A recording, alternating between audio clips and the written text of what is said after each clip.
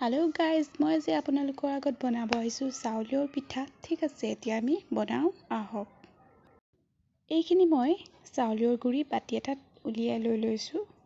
যদি ভিডিঅ'টো ভাল লাগে তেন্তে লাইক এটা কৰি দিব আৰু এনেকুৱা ধৰণৰ নতুন ভিডিঅ' পাবলৈ হ'লে চেনেলটো ছাবস্ক্ৰাইব কৰিব নাপাহৰিব। এতিয়া আমাক কি বস্তু লাগে চাওঁ আহক। এইখিনি প্ৰথমতে মই নাৰিকল গুড়ি লৈছোঁ, ডাব নাৰিকল, চেনি আৰু চফ কেইটামান লৈছোঁ। গোটেইখিনি এতিয়া মই মিলাই লৈছোঁ। প্ৰথমত নাৰিকল গুড়িখিনি, তাৰপিছত ডাব নাৰিকল আৰু চফ কেইটামান আৰু চেনি 2 চামুচ লৈছোঁ,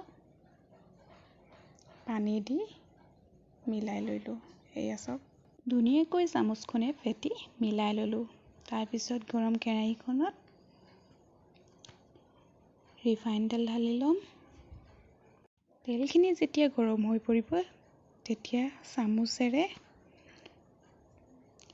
এটা এটাকৈ দি দিম। এয়া চাওক, যেতিয়া আমাৰ পিঠাকেইটা তল চাইডটো অলপ ৰঙা হৈ পৰিব তেতিয়া আমি ধুনীয়াকৈ উলটিয়াই দিম।